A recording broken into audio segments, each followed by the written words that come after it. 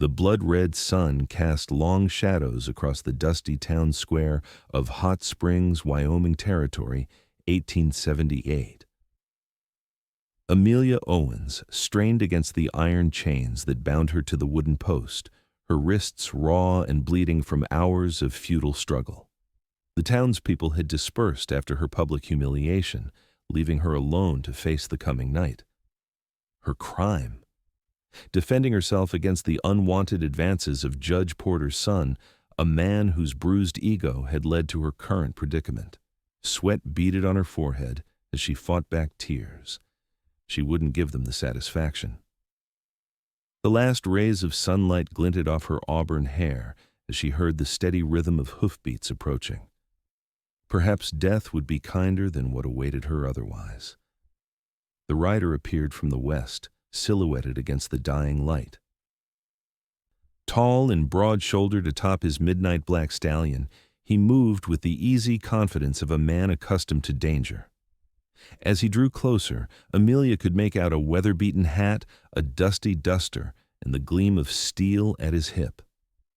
Gabriel Nash had been tracking outlaws for 3 days without rest.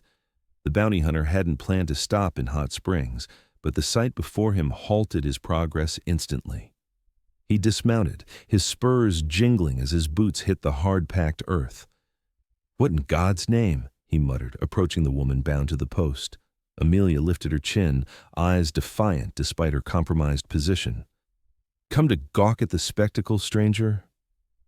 Gabriel studied her face, proud, beautiful, despite the dirt and dried blood on her cheek. "Who did this to you?" "Judge Porter and his swine of a son," she spat. "The law in this town serves only those with money and influence." Gabriel's jaw tightened. He'd seen corruption plenty in his travels, but public humiliation like this stirred something deep and angry within him. Without another word, he drew his hunting knife and approached. Amelia's eyes widened in momentary fear before she realized his intent.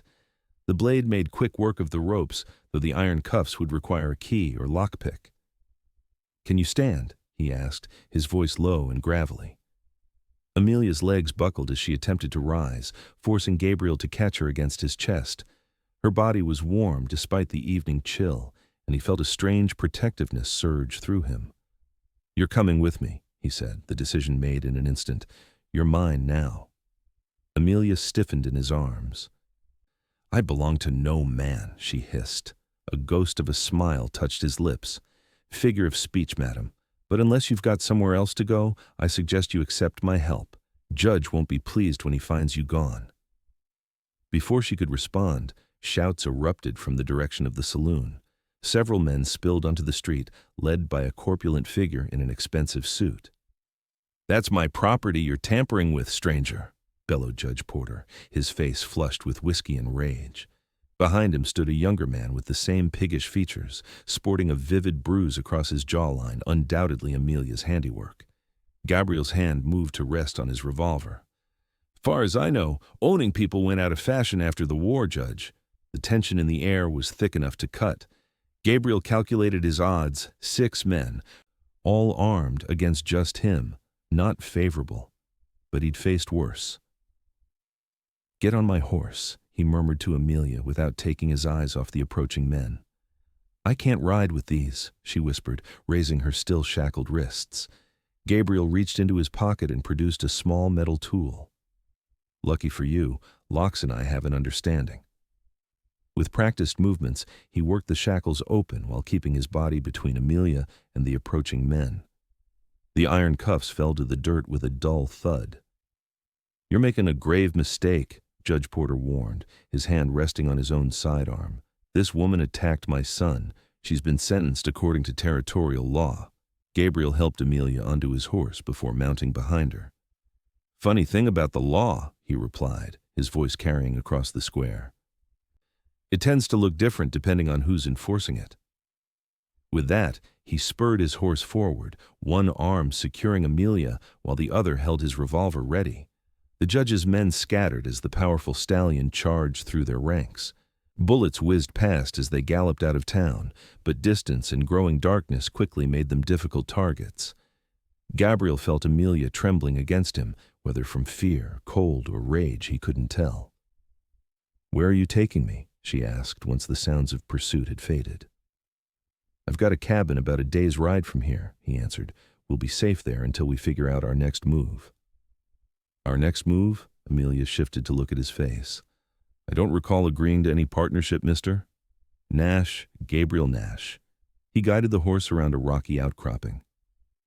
"And you might not have noticed, but you're not exactly flush with options right now, miss. Owens, Amelia Owens." She sighed, acknowledging the truth of his statement. "Why are you helping me?" Gabriel was silent for a long moment. "Let's just say I've got a strong dislike for men who abuse power," he finally replied, his voice holding a note of past pain. They rode in silence as the stars emerged overhead, bright and cold against the Wyoming sky. Amelia eventually relaxed against Gabriel's chest, exhaustion overcoming her wariness. Her breathing grew steady, and Gabriel found himself instinctively adjusting his posture to make her more comfortable. It had been years since he'd allowed anyone this close. After losing his wife and daughter to typhoid in '71, Gabriel had avoided attachments of any kind. Bounty hunting suited him, moving from town to town, interacting with others only as much as necessary to complete a job. Yet here he was, risking his life for a woman he didn't know. As the moon climbed higher, Gabriel spotted a suitable place to make camp. They couldn't ride through the night. His horse needed rest, and he suspected Amelia needed medical attention for her wrists. He gently roused her as he brought the horse to a stop in a small clearing sheltered by ponderosa pines. "We'll rest here for a few hours," he said softly. Amelia blinked sleepily, momentarily disoriented before remembering the events of the day. Gabriel helped her dismount, steadying her when her legs threatened to give way. "When did you last eat?" he asked, noting how light she felt in his arms. "Yesterday morning," she admitted. "The judge didn't see fit to waste provisions on me." Anger flashed in Gabriel's eyes. "Make yourself comfortable. I'll get a fire going." While Gabriel busied himself gathering wood, Amelia sank down against a tree trunk, wincing as she examined her raw wrists. The events of the day seemed surreal now. One moment she had been facing a night of exposure and humiliation, possibly death. The next, she was fleeing with a stranger who had risked everything to free her. "Why were you in Hot Springs?" she asked as Gabriel returned with an armful of deadwood. "Following a trail," he answered, arranging the wood for a fire. "I'm a bounty hunter. Was tracking the Hancock brothers stagecoach robbers with a price on their heads." "So rescuing damsels in distress isn't your usual line of work?" There was a hint of wry humor in her voice despite her exhaustion. Gabriel glanced up, surprised to find her watching him with intelligent eyes. "Can't say it is," he admitted, striking a match. "But I've never seen a woman chained in a town square before either. Seems like an unusual day all around." As the fire caught and began to grow, its warm light illuminated Amelia properly for the first time. Despite the dirt and dishevelment, Gabriel could see she was strikingly beautiful. Her auburn hair fell in tangled waves around a face with high cheekbones and full lips. Her eyes, he now noticed, were a striking green, the color of mountain lakes in summer. He quickly averted his gaze, focusing instead on preparing a simple meal from his saddlebags. "How'd you end up in that situation, if you don't mind my asking?" Amelia's expression darkened. "I worked as a schoolteacher in Hot Springs. Came out west from Boston 2 years ago after my parents died. Thought I could make a difference." She laughed bitterly. "Edwin Porter, the judge's son, decided I should be grateful for his attention. When I refused his advances, he grew insistent. I defended myself with a letter opener." Gabriel passed her a tin cup of coffee and some jerky. "Let me guess. The judge didn't take kindly to his boy being wounded." "He claimed I was hysterical, that I attacked Edwin without provocation." Amelia's hands tightened around the cup. No one dared contradict him. "I was to be left in the square for 3 days as an example. They said I was lucky not to hang." Judge Porter's reputation extends beyond hot springs, Gabriel noted grimly. He's known for bending the law to suit his purposes. Amelia sipped the strong coffee gratefully. What will you do now? You've made an enemy of the most powerful man in the county. Gabriel shrugged. Wouldn't be the first time I've crossed paths with corrupt officials, but I am concerned about you. Once we reach my cabin, you'll need to decide your next steps. I have nowhere to go, Amelia admitted quietly. My reputation is ruined. No school will hire me now. We'll figure something out, Gabriel promised, surprising himself with his investment in her future.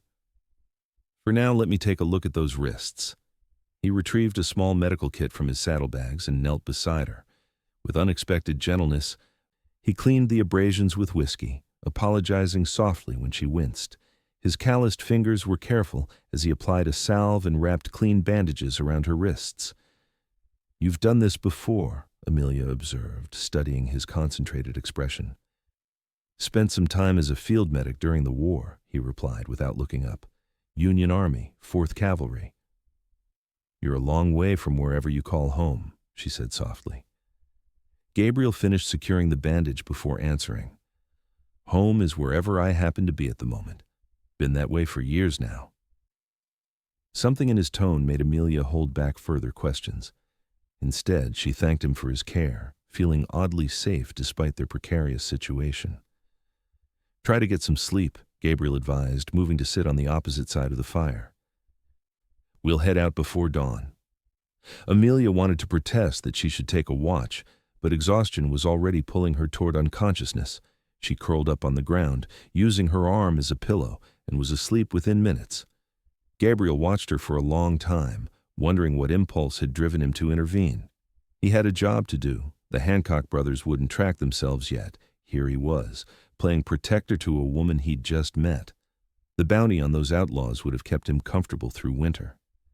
Yet as he looked at Amelia's sleeping form, vulnerable in the firelight, he couldn't bring himself to regret his decision. There was something about her, a strength beneath the fragility, a fire that matched his own stubborn nature. He settled in for a long night watch, his revolver close at hand, eyes scanning the darkness beyond their small circle of light. Dawn came early, painting the sky in shades of pink and gold. Gabriel had allowed himself only brief moments of rest, always waking alert at the slightest sound. Now he gently roused Amelia, who startled awake with momentary panic in her eyes before recognition dawned. We should move, he said, offering her a strip of jerky and the last of the coffee. Judge Porter isn't likely to let this go. Amelia accepted the meager breakfast gratefully. I've cost you your bounty, haven't I? She asked, watching him pack up their small camp with efficient movements. Gabriel paused, surprised by her perceptiveness. The Hancock brothers won't disappear. I can pick up their trail later. Still, you've sacrificed much for a stranger. She stood, wincing as stiff muscles protested. I'm not sure I can ever repay you. Not looking for payment, Gabriel replied, securing his bedroll to his saddle. Just doing what needed doing. They mounted up as the sun cleared the eastern mountains, Amelia seated behind Gabriel this time. She hesitated before placing her hands lightly on his waist. You won't fall off if you hold on properly, he said, amusement coloring his voice. Amelia tightened her grip slightly, acutely aware of the solid warmth of him beneath her hands. It had been a long time since she'd been this close to a man, and never one like Gabriel Nash, hard and unyielding on the surface, yet capable of surprising gentleness. They rode steadily throughout the morning, following game trails and staying away from the main roads. Gabriel pointed out landmarks occasionally, teaching her to read the land as they traveled. By midday, the terrain had grown more rugged, climbing into the foothills of the Wind River Range. Not much farther now, Gabriel said as they paused to rest the horse beside a clear mountain stream. Cabins tucked away in a valley about 2 hours from here. Amelia stretched her aching legs, admiring the wild beauty surrounding them. Stands of aspen shimmered silver green against the darker pines, and distant peaks wore the last remnants of winter snow despite the June warmth. It's beautiful, she murmured, peaceful. That's why I chose it, Gabriel replied, filling their canteens. Remote enough that most folks don't stumble across it by accident. How long have you had this place? Amelia asked, curious about the man who had so dramatically altered her fate. Going on 5 years now, he said, his expression giving away little. Bought it from an old trapper who was heading back east. Don't spend much time there, maybe a month or two each year between jobs. What made you become a bounty hunter? She dipped her bandaged hands in the cool water, sighing at the relief it brought. Gabriel was quiet so long she thought he might not answer. Lost my family, he finally said, his voice low. After that, didn't much matter what I did so long as it kept me moving. Turned out I had a knack for tracking people who didn't want to be found. Amelia heard the pain beneath his matter-of-fact tone. I'm sorry, she said simply. Gabriel nodded once in acknowledgement before changing the subject. We should keep moving. Days are long this time of year, but I'd rather reach the cabin before dark. They continued their journey in companionable silence. Amelia found herself studying Gabriel's broad shoulders and the way he sat his horse with easy confidence. There was an economy to his movements, nothing wasted or showy. His face, when she caught glimpses of it in profile, was all hard angles and weathered planes, handsome in a rugged way, with deep lines around his eyes that suggested both squinting against the sun and past laughter. The cabin appeared suddenly in the late afternoon, nestled against a granite outcropping with a small stream running nearby. It was larger than Amelia had expected, a sturdy structure of logs and stone with a porch across the front, and what appeared to be a small stable attached to one side. You built this? She asked as they dismounted. Added onto what was already here, Gabriel replied, leading his horse toward the stable. The original cabin was half this size. Inside, the cabin was simple but comfortable. A stone fireplace dominated one wall, with a wooden table and chairs nearby. A bed stood in one corner, covered with furs and blankets. Shelves held books, supplies, and what looked like handcrafted items. Everything was neat and orderly, if a bit dusty from disuse. It's been a while since I've been here, Gabriel explained, lighting a lantern. Make yourself comfortable while I see to the horse. Amelia wandered the space, running her fingers over the book spines. History, philosophy, even poetry. Surprisingly well worn. This man was more complex than she'd initially thought. A bounty hunter who read Whitman and Emerson was a contradiction worth pondering. When Gabriel returned, he found her examining a small carved wooden horse on the mantel. Did you make this? She asked, turning it in her hands. A shadow passed over his face. My daughter's birthday gift. She was 5. He took the carving gently from her, replacing it on the mantel. I'll get a fire started. Nights are cold up here, even in summer. Amelia sensed his withdrawal and gave him space, offering instead to prepare a meal from the supplies he indicated in a small pantry area. There were preserved goods, dried beans, and flour enough to make a simple but filling dinner. As she worked, she became aware of Gabriel watching her from where he knelt by the hearth, building up the fire. His gaze held something like wonder, as though the simple domestic scene before him was both painful and precious.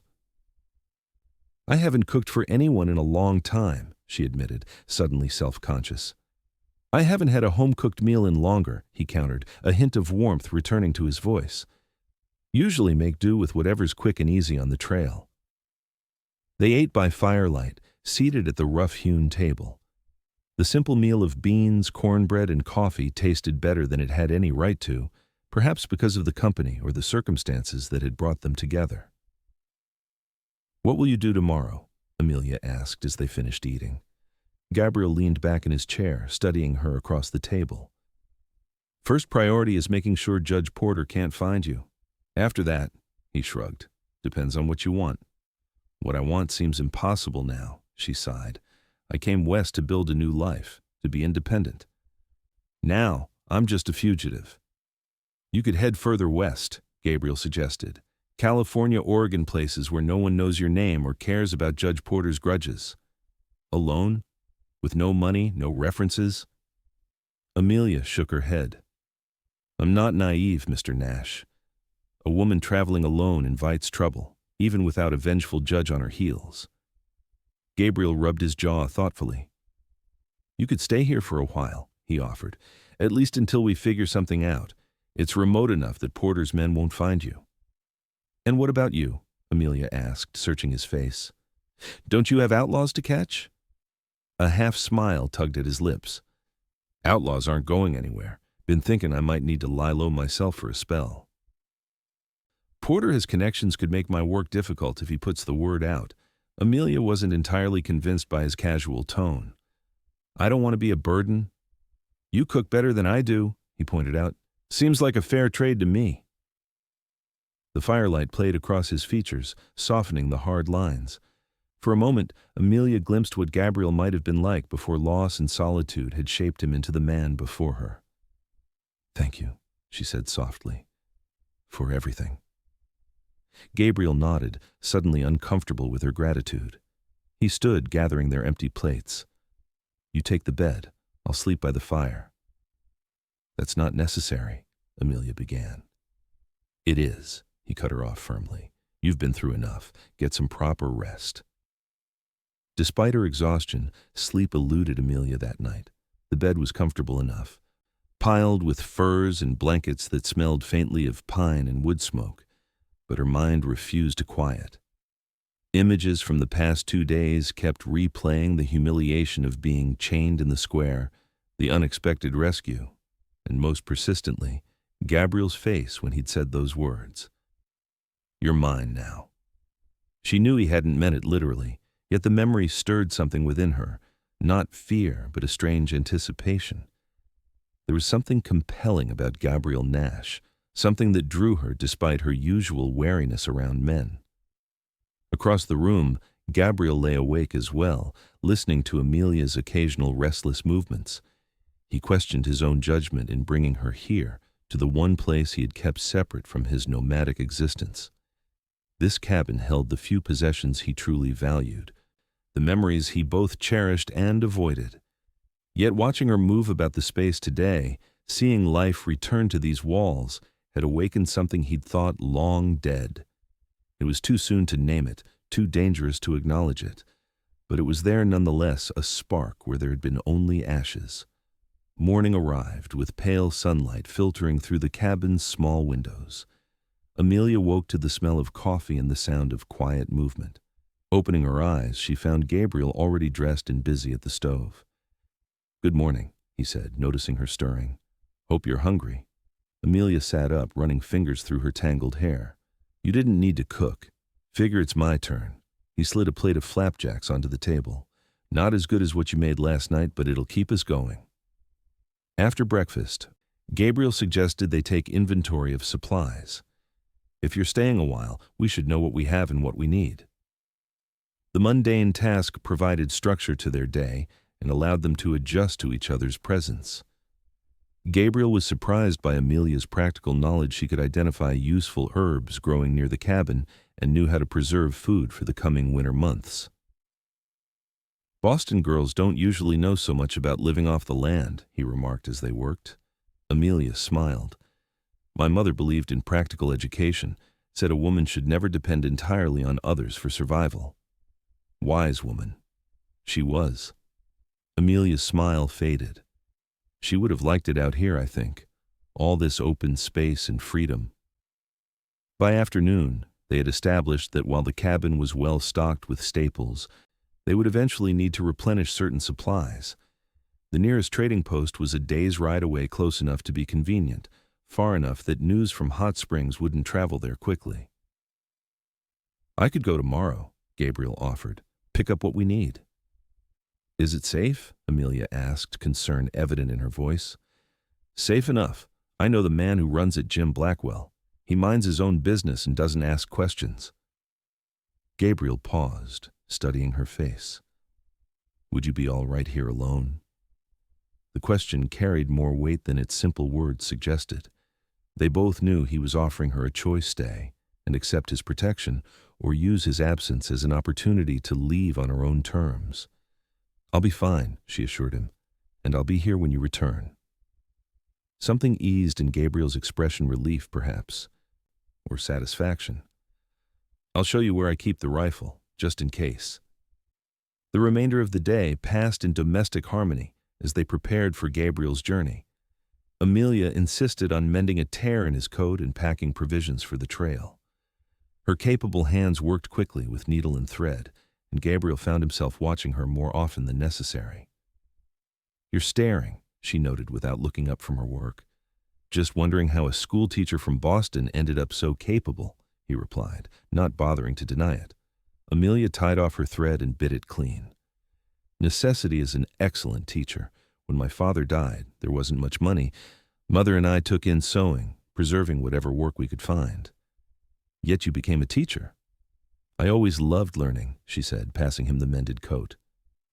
"A wealthy family sponsored my education in exchange for teaching their children. When both my parents were gone, I decided to seek adventure out west. Foolish, perhaps." "Brave," Gabriel countered. "Takes courage to leave everything familiar behind." Their eyes met, mutual understanding passing between them. They were both wanderers, though for different reasons, she seeking a future, he fleeing the past. Gabriel departed at first light the next morning, promising to return by nightfall the following day. Amelia stood on the porch, watching until horse and rider disappeared among the trees, then turned back to the cabin that already felt strangely like home.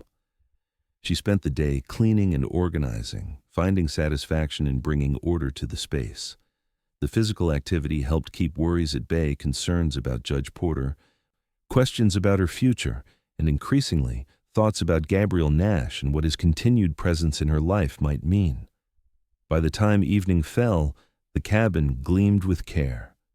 Amelia had even gathered wildflowers for the table, a touch of beauty amid the rustic surroundings.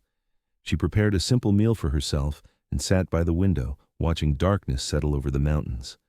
The silence was profound after sunset. No city sounds, no neighbors, just the occasional call of a night bird or the distant howl of a wolf. Amelia had never experienced such complete solitude before, and she found it both unsettling and exhilarating. She slept fitfully that night, starting awake at unfamiliar sounds. The bed seemed larger, colder, without Gabriel's reassuring presence nearby. It was foolish, she knew, to have grown so dependent on a man she'd known for mere days, yet she couldn't deny the sense of security he provided. The following day dragged endlessly. Amelia busied herself with practical tasks, gathering more firewood, collecting edible berries she recognized from the surrounding forest, even attempting to bake bread in the cast-iron stove. Yet her ears remained attuned to the sound of approaching hoofbeats. By late afternoon, anxiety began to gnaw at her. Gabriel should have returned by now. Had something happened? Had Judge Porter's influence reached further than they anticipated? Or had Gabriel simply decided not to return, abandoning her to this beautiful isolation? The last possibility hurt more than it should have. Amelia paced the porch as the sun began its descent, straining to hear any sign of his approach. When darkness fell with no sign of him, she reluctantly went inside, keeping a lantern burning in the window. She sat by the fire, rifle across her lap as Gabriel had shown her, fighting to stay awake. Every creak of the cabin's timbers, every whisper of wind made her tense. Hours passed, and exhaustion eventually overcame vigilance. Amelia dozed in the chair, her dreams troubled by images of Gabriel wounded or captured because of her. The sound of hooves jolted her awake. Dawnlight was just beginning to brighten the eastern sky as Amelia grabbed the rifle and moved to the window, heart pounding. Relief washed over her as she recognized Gabriel's broad-shouldered silhouette approaching through the morning mist. She flung open the door and hurried onto the porch, only to stop short at the sight that greeted her. Gabriel was slumped forward in the saddle, one hand pressed against his side. Even in the dim light, she could see the dark stains spreading across his shirt. "Gabriel!" she cried, rushing forward as he half dismounted, half fell from his horse. "Sorry I'm late," he managed, grimacing as she helped him toward the cabin. "Ran into some trouble." Inside, Amelia eased him onto a chair and quickly lit more lamps. With gentle but efficient movements, she helped remove his coat and shirt, revealing an ugly bullet wound in his left side. "Judge Porter's men," she asked, gathering clean cloths and water. Gabriel nodded, his face pale beneath his tan. Recognized 2 of them at the trading post. Thought I'd lost them, but they caught up about 10 miles back. Are they? Won't be following us, he said grimly. But we might have more company if they report back. Amelia focused on cleaning the wound, fighting back nausea at the sight of so much blood. The bullet went through, Gabriel assured her. Clean shot. Her hands trembled slightly as she worked, but her voice remained steady. I need to stop the bleeding and prevent infection. This will hurt. Gabriel's only response was a tightening of his jaw as she pressed a whiskey-soaked cloth against the wound. His knuckles turned white where he gripped the chair arms, but no sound escaped him except a sharp intake of breath. Amelia worked methodically, grateful for her mother's practical lessons in caring for injuries. The wound was serious but not immediately life-threatening. After cleaning it thoroughly, she applied a poultice of herbs she'd gathered the previous day and bound it tightly with strips torn from a clean sheet. You should lie down, she said when she'd finished. You've lost blood. Gabriel didn't argue as she helped him to the bed. His skin felt hot to the touch, the beginning of fever, she feared. She covered him with blankets and brought water, supporting his head as he drank. The supplies, he murmured, struggling to stay conscious. Don't worry about that now, she soothed, but he persisted. Saddlebags, everything we needed. I'll take care of it, Amelia promised. Rest now. She waited until his breathing deepened before going outside to tend to his exhausted horse. The animal regarded her with wary eyes as she approached, but allowed her to lead it to the stable. After removing the saddle and bags, she provided water and feed, then returned to the cabin with the supplies Gabriel had risked his life to obtain. Inside, she found him restless in sleep, mumbling words she couldn't quite catch. She placed a cool cloth on his forehead and settled in a chair beside the bed, preparing for a long vigil. For 3 days, fever held Gabriel in its grip.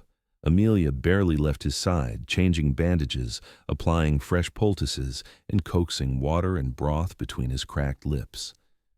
When delirium took him, he called out names she didn't recognize: Sarah, Emma, his voice breaking with grief that tore at Amelia's heart. On the 4th morning, she woke from an uncomfortable doze in her chair to find Gabriel's clear gray eyes watching her. You look terrible, he said, his voice weak but lucid. A surprised laugh escaped her. You're hardly one to talk, she retorted, relief making her lightheaded. Pressing a hand to his forehead, she found it blessedly cool. Your fever's broken. How long? He asked, attempting to sit up before wincing and thinking better of it. 4 days, Amelia said, helping him take a sip of water. You've been quite ill. Gabriel's gaze traveled over her face, noting the dark circles beneath her eyes, the strain evident in her features. You stayed. The simple statement held a wealth of meaning. Amelia understood suddenly that he had expected her to flee while he was incapacitated, to take the opportunity to escape both Judge Porter and any obligation to Gabriel himself.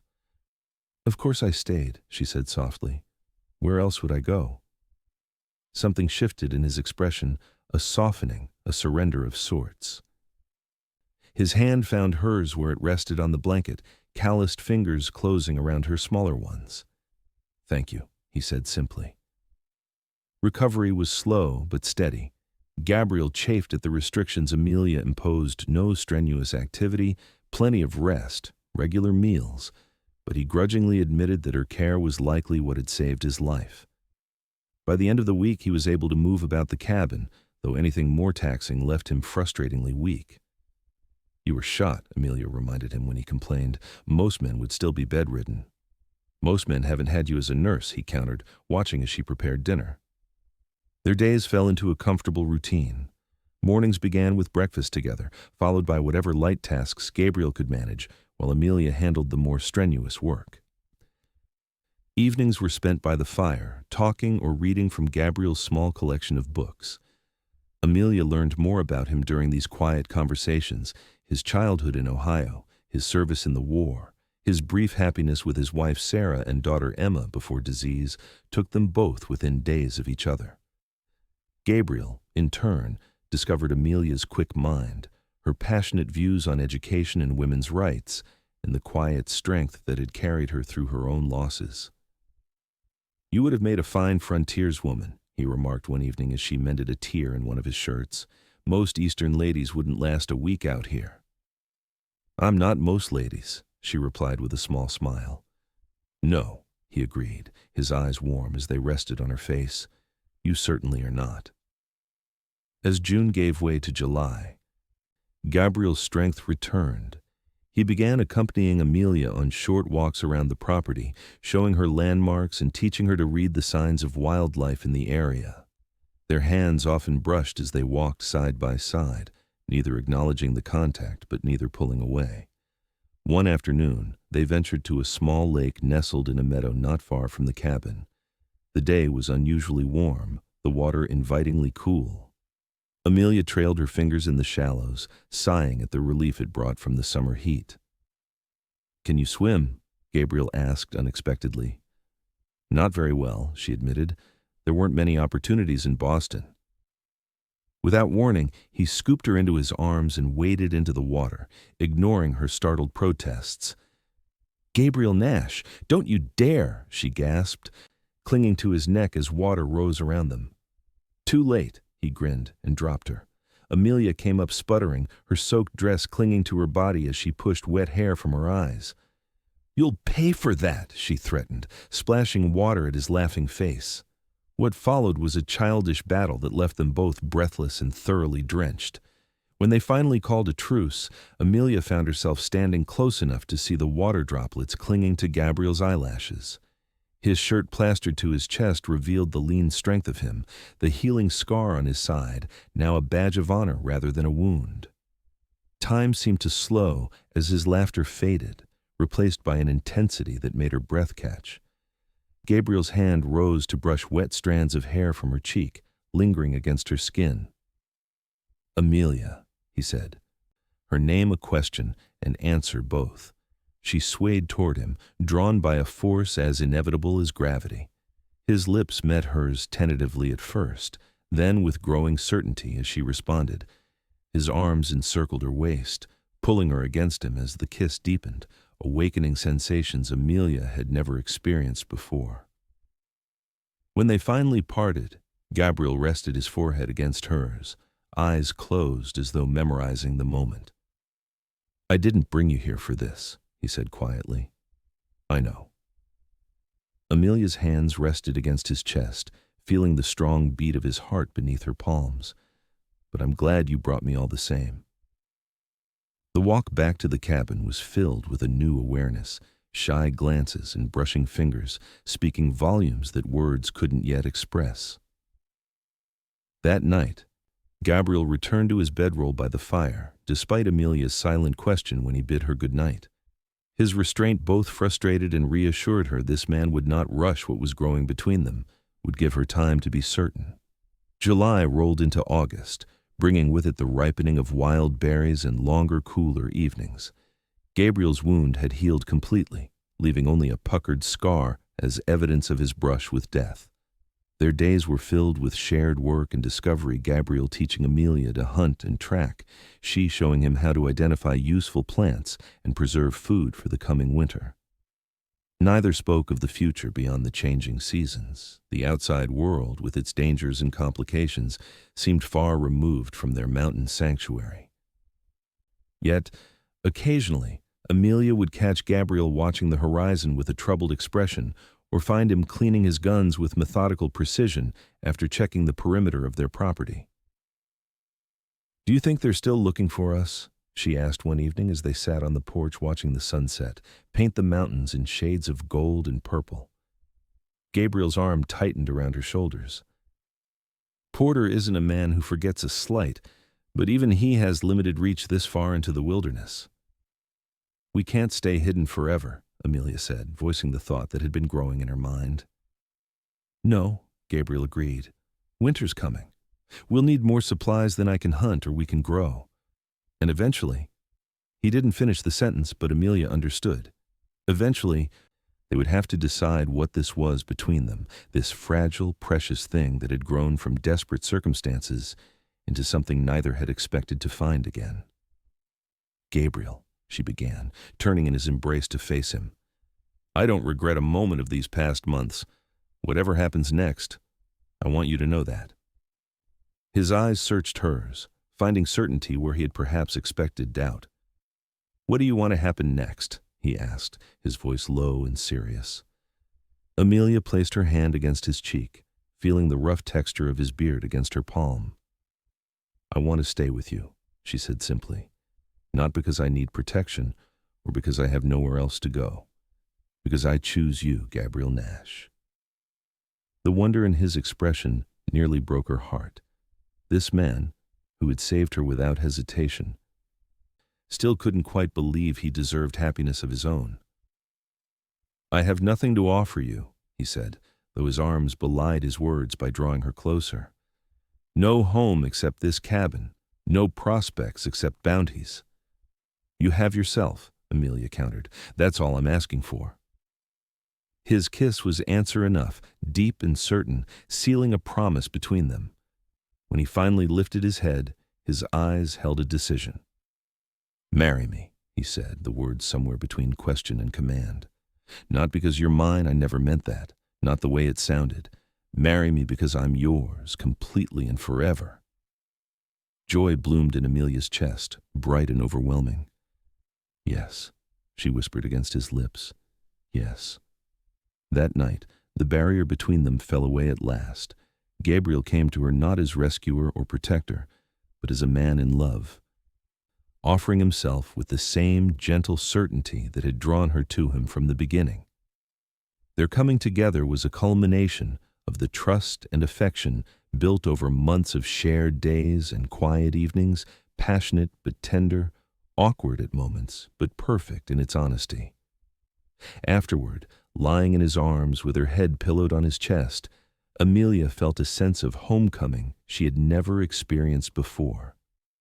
This man, this place, they had become her sanctuary in a way Boston never had. "What are you thinking?" Gabriel murmured against her hair. "That sometimes being chained in a town square can lead to unexpected happiness," she replied, pressing a kiss to the scar on his side. His chuckle rumbled beneath her ear. "Remind me to send Judge Porter a thank-you note." September brought cooler weather and the necessity of planning for winter. They could no longer postpone a trip to the nearest town for supplies, despite the potential risks. After much discussion, they decided to travel together to Riverton, a larger settlement where Gabriel was less known and Judge Porter's influence might not reach. "We'll marry there," Gabriel declared as they prepared for the journey. "Make it official before we return." Amelia agreed, though a small part of her feared what might happen once they ventured back into civilization. The bond between them had flourished in isolation. Would it withstand the pressures and judgments of the outside world? The trip to Riverton took 2 days, with a night spent camping beneath the stars. They approached the town cautiously, Gabriel alert for any sign of trouble as they rode down the main street. Riverton was busy with the usual commerce of a frontier town, miners, ranchers, and settlers mingling with the local merchants and townspeople. They found rooms at a modest hotel, Gabriel insisting on separate accommodations until they were properly wed. "I'm old-fashioned about some things," he explained with a sheepish smile that made Amelia fall in love with him all over again. The next morning, they sought out the local minister, a kindly older man who agreed to perform the ceremony that afternoon. Amelia used some of their precious funds to purchase a simple blue dress, while Gabriel had his suit brushed and pressed for the occasion. Standing before the minister in the small church, with only the shopkeeper's wife and the hotel proprietor as witnesses, Amelia felt none of the grandeur her Boston upbringing might have dictated for such an occasion. Yet, as she looked into Gabriel's eyes while speaking her vows, she knew no elaborate ceremony could have meant more. "I now pronounce you man and wife," the minister declared. "You may kiss your bride, Mr. Nash." Gabriel's kiss was tender, almost reverent, his hands gentle as they framed her face. When they parted, his eyes shone with a happiness Amelia had glimpsed only in rare, unguarded moments. "Mrs. Nash," he murmured, testing the sound of it. Amelia's heart swelled at the simple title. For the first time since her parents' deaths, she belonged somewhere, to someone who valued her strength as much as her softness. They spent 2 more days in Riverton, purchasing supplies and enjoying the novelty of being a publicly acknowledged couple. Gabriel seemed lighter somehow, as though the weight of solitude had finally lifted from his shoulders. He kept Amelia close, his hand often seeking hers as they walked the town streets. It was on their last afternoon, as they loaded their purchases onto the pack horse, that trouble found them. Amelia was checking the balance of the load when she heard Gabriel's voice, suddenly tense. "Get behind me," he said quietly, his hand moving to his sidearm. 3 men had appeared at the end of the alley, blocking their exit to the main street.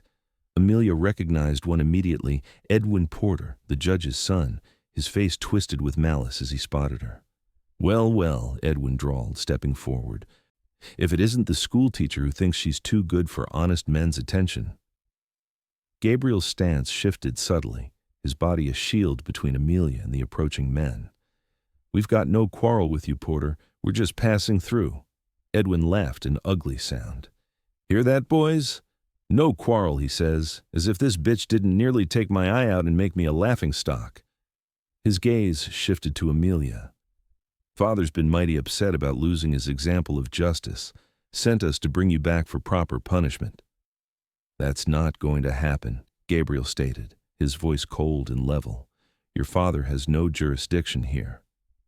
"Maybe not officially," Edwin agreed, "but 3 bullets beat any badge, don't they?" The tension in the air was palpable as the men spread out, hands hovering near their weapons. Amelia pressed against Gabriel's back, feeling the controlled readiness in his muscles. "Last chance to walk away," Gabriel warned. "I don't want bloodshed, but I will protect my wife." A flicker of surprise crossed Edwin's face at the word wife, quickly replaced by contempt. "Your wife? Jesus, Nash, I knew you were slumming, but marrying the town whore?" The insult hung in the air for only a heartbeat before Gabriel's gun cleared its holster. The movement was so swift Amelia barely registered it before the shot rang out, echoing off the alley walls. Edwin Porter crumpled, clutching his shoulder as blood spread across his expensive coat. His companions froze, clearly unprepared for Gabriel's speed and accuracy. The standoff lasted only seconds before they raised their hands in surrender. "Take him and go," Gabriel ordered, his gun unwavering. "Tell Judge Porter that Amelia Owens is now Amelia Nash, legally wed and under my protection. If he sends anyone else after her, they won't get off as easy as his son." The men helped Edwin to his feet, his face pale with pain and fury. "This isn't over," he gasped as they dragged him away. "Yes, it is," Gabriel countered, "unless you want your father to lose more than his dignity." Only when the men had disappeared from sight did Gabriel holster his weapon and turn to Amelia. "We need to leave. Now." They rode hard for hours, taking a circuitous route back toward the cabin in case they were followed. Darkness had fallen by the time Gabriel finally slowed their pace, confident they had lost any pursuit. "Are you all right?" he asked, reaching across to touch Amelia's hand where it gripped the reins. "Yes," she assured him, though her heart still raced from the confrontation. "I'm sorry I brought this trouble to you." Gabriel's expression softened in the moonlight. "You have nothing to apologize for. Porter and his son are the ones who should be sorry." He guided his horse closer to hers. "Besides, I meant what I said. You're my wife now. I'll always protect you." The simple declaration warmed Amelia more than any elaborate declaration of love could have. This man, who had cut her free from chains both literal and metaphorical, had bound himself to her with ties stronger than iron. They reached the cabin the following evening, both exhausted but relieved to find their mountain sanctuary undisturbed. As Gabriel carried their supplies inside, Amelia stood on the porch watching the sunset paint the western sky in fiery hues. "Penny for your thoughts, Mrs. Nash," Gabriel said, coming to stand behind her, his arms encircling her waist. Amelia leaned back against his solid warmth. "I was just thinking that when you found me in that town square, I couldn't have imagined ending up here. Happy, safe, loved. Gabriel pressed a kiss to her temple. I couldn't have imagined it either.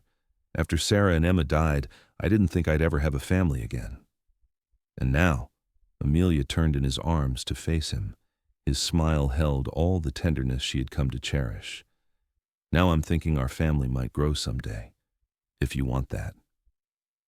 The possibility sent a thrill through Amelia children with Gabriel's strength and her determination, raised in this beautiful wilderness with parents who would teach them both survival and compassion. I want that very much, she whispered, rising on tiptoes to kiss him. But for now, I just want you, husband. Gabriel lifted her into his arms with a grin that made him look younger, unburdened. Your wish is my command, wife. Winter came early that year, blanketing the mountains in snow and sealing Gabriel and Amelia in their cozy isolation.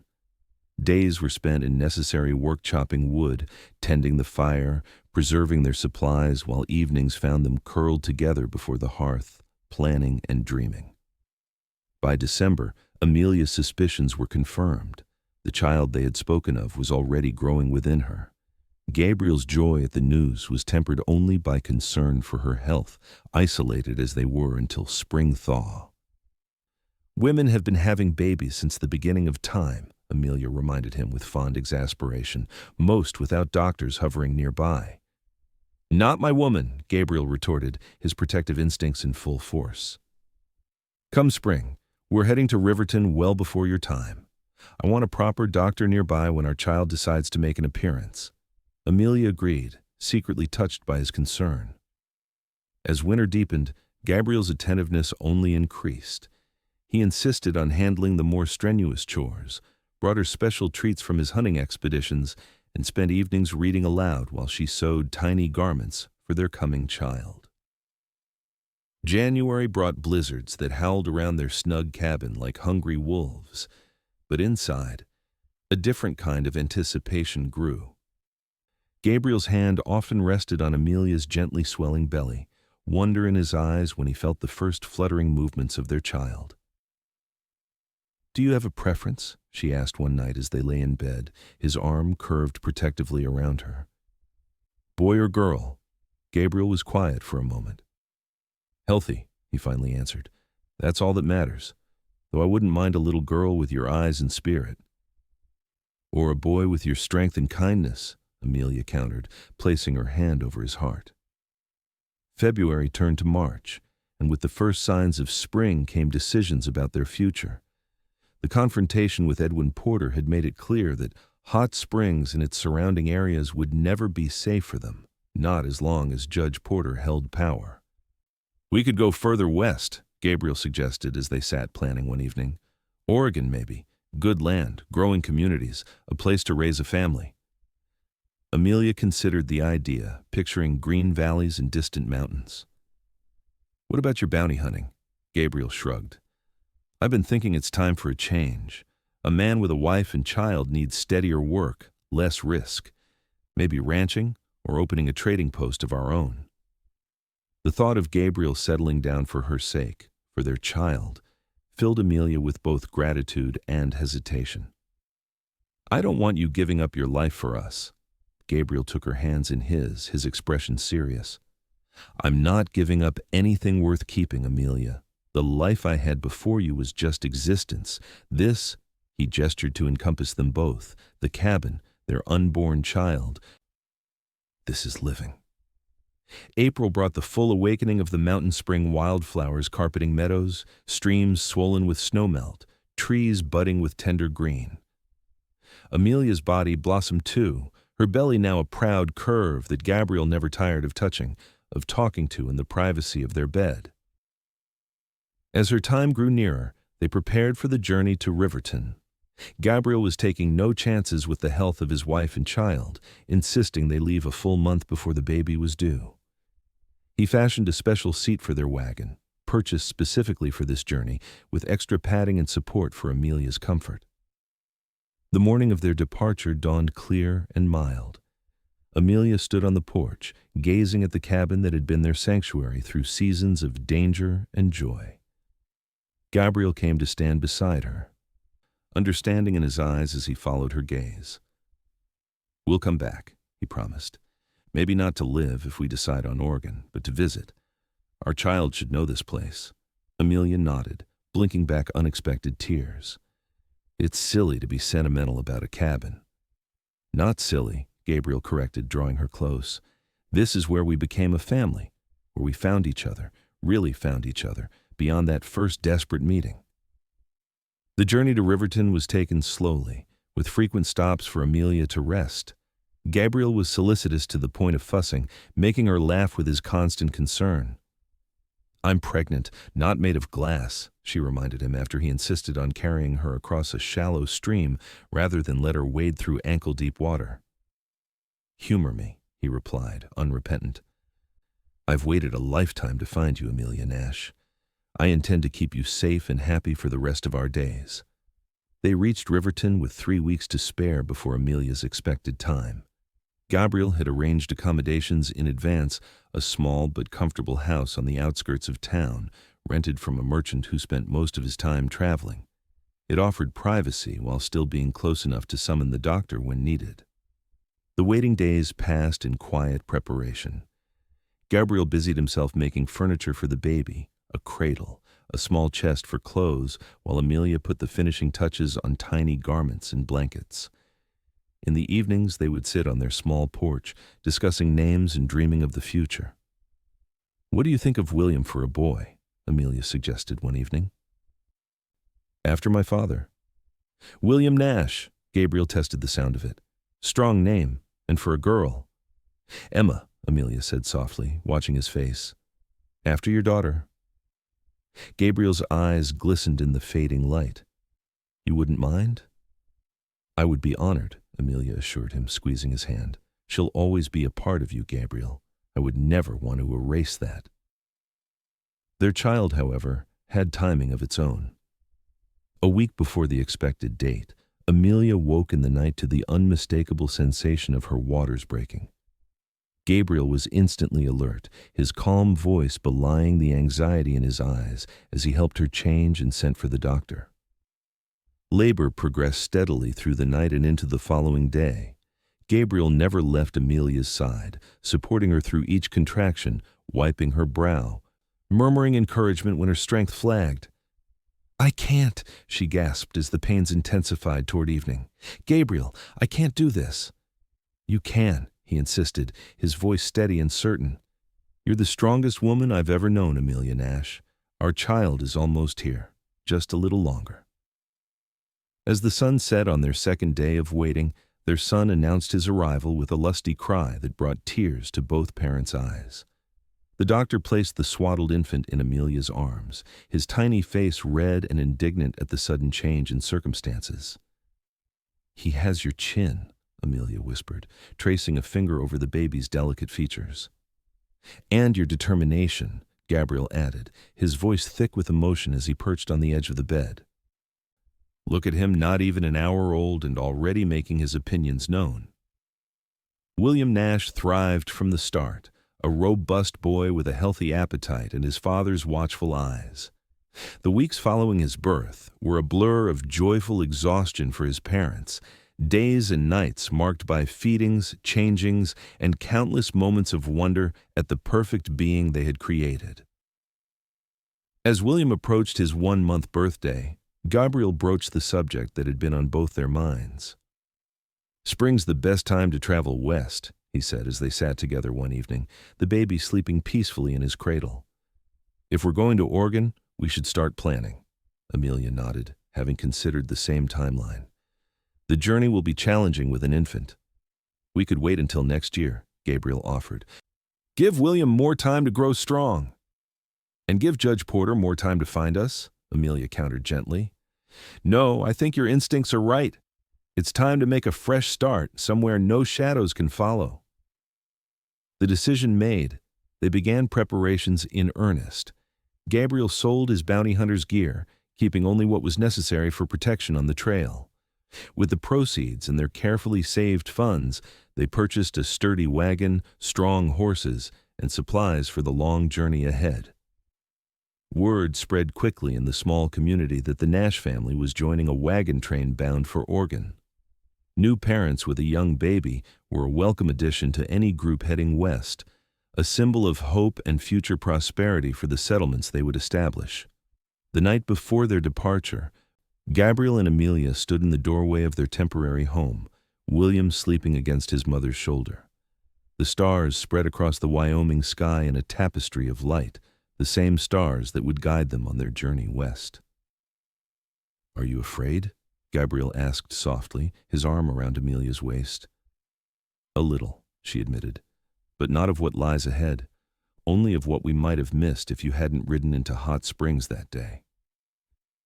Gabriel's kiss was gentle, filled with the promise of all the years stretching before them. "Best decision I ever made," he murmured against her lips. "Better than saying you're mine now?" Amelia teased, her eyes sparkling in the starlight. Gabriel laughed, the sound free and unrestrained in a way it never had been before her. "I meant it, you know, not the way it sounded, but in my heart. I knew you were meant to be mine from that first moment, just as I was always meant to be yours." The wagon train departed at dawn, a long line of hopeful travelers setting out for new horizons. The Nash family took their place among them, Gabriel driving the team, Amelia beside him with William secure in a special cradle Gabriel had built into the wagon seat. Behind them, the mountains of Wyoming receded slowly, the scene of their beginning becoming part of their past. Ahead lay hundreds of miles of prairie and mountain, desert and river, crossing challenges they would face together with the strength forged in those first desperate days, and the love nurtured through a Wyoming winter. "Ready?" Gabriel asked as the wagon train began to move, his hand reaching for Amelia's. She interlaced her fingers with his, her smile as bright as the rising sun. "With you? Always." 5 years later, the Nash homestead stood proudly in Oregon's Willamette Valley, a thriving farm with fields of wheat, a small orchard, and a comfortable 2-story house built by Gabriel's own hands. The porch that wrapped around the front of the home was often filled with laughter, as William, now a sturdy 5-year-old with his father's serious eyes and his mother's quick smile, played with his 2-year-old sister, Emma. Gabriel, now a respected member of the growing community, had traded his bounty hunter's lifestyle for that of a farmer and occasional deputy when the local sheriff needed assistance. The skills that had once tracked outlaws now helped him track the seasons, reading the land in a different but equally vital way. Amelia had established a small school in their home, teaching the children of neighboring farms alongside her own. Her passion for education had found new purpose in this frontier community, where her strength and knowledge were valued assets rather than threatening qualities to be suppressed. On the anniversary of their first meeting, a date Gabriel insisted on commemorating each year, they would send the children to stay with neighbors and take a day just for themselves. This tradition had become sacred to them both, a time to remember the unlikely circumstances that had brought them together and to renew the promises made in hardship and joy. As twilight settled over their land on this 5th anniversary, they sat together on the porch swing, Amelia's head resting on Gabriel's shoulder as they watched the first stars appear. "Do you ever think about Hot Springs?" Gabriel asked, his fingers playing with the auburn strands of her hair, now streaked with a few early threads of silver.